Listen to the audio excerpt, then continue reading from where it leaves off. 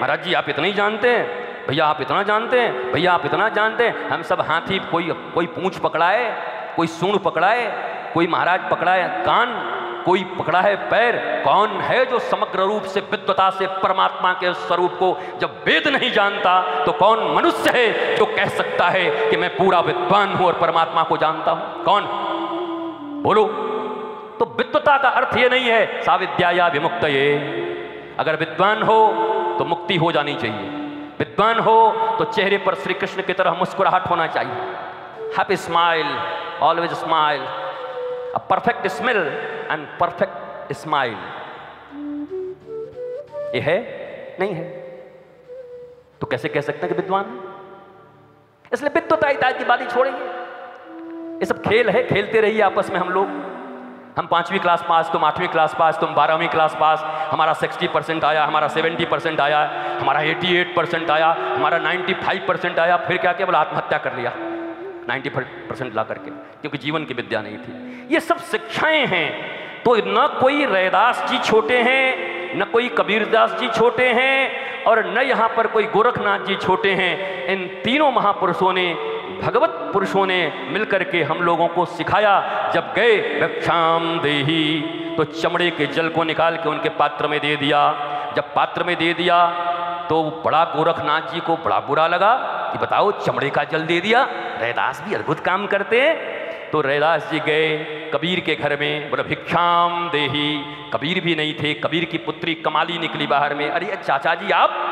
बोला अरे कहाँ गए तेरे पिताजी? बोला पिताजी तो नहीं है। बोला कुछ भिक्षा दे दे। बोला मैं अभी डाल के लाती हूँ। बोला आपके पात्र में तो कुछ है? बोला ये तू रख ले। तो कमाली ने उस जल को ले लिया, उनके पात्र में भिक्षा दिया। अब 25 साल के बाद एक बार मुल्तान पहुँच गए गोरखनाथ। तब पूरा हिंदुस्तान एक था, काबुल भी एक था, पूरा अखंड भारत था। तब ऐसा भारत नहीं था, 2 हाथ ऐसे निकले हुए, मुंडी ऐसे, एक पैर है, ऐसा भारत नहीं था। तब भारत अखंड था, ऐसे विराट भारत था। आज भी जो भारत है उस भारत में भी तुम्हारा कोई स्थान नहीं है। केरला में तुम अच्छे से रह नहीं सकते, जम्मू कश्मीर में तुम जा नहीं सकते। बहुत सारे राज्य हैं जहां तुम उपस्थित होगे तो तुमको ये नहीं पूछेंगे कि बलदाऊ जी से आए हो, भूत उतार देंगे तुम्हारा वहीं पर। तुम्हारे रहने का जगह नहीं है वहाँ पर। यहाँ जितना बोलना है तुम बोल लो, यहाँ जो कहना है तुम कह लो। तो वो राज्य भी अब तुम्हारे पास नहीं है। अब वो भारतवर्ष में भी तुम्हारे पास अपने राज्य अपने नहीं हैं।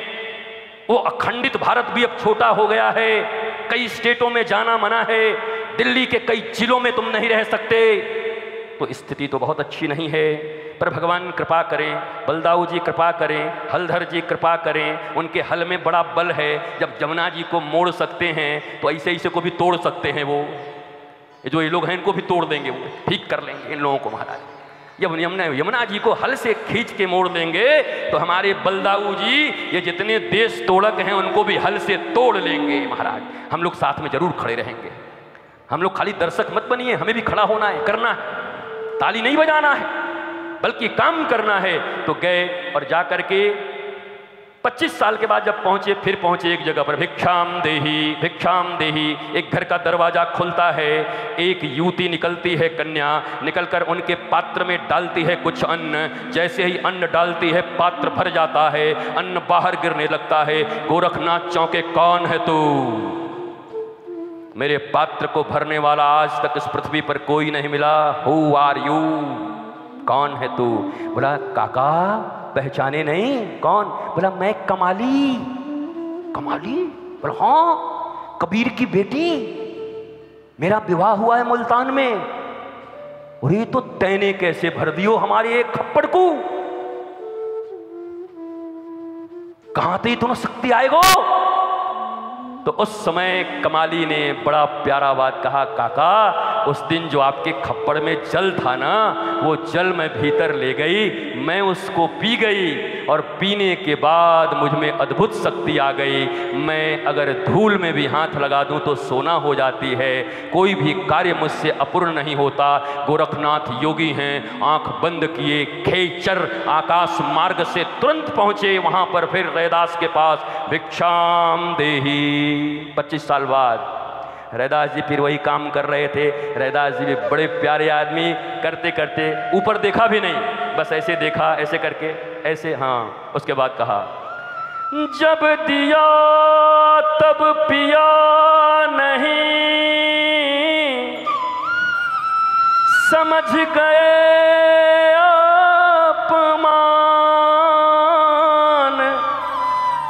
अब यहाँ क्या ढूंढे रे बंदे, वो पानी पहुँच गई मुल्तान। वो पानी पहुँच गई मुल्तान।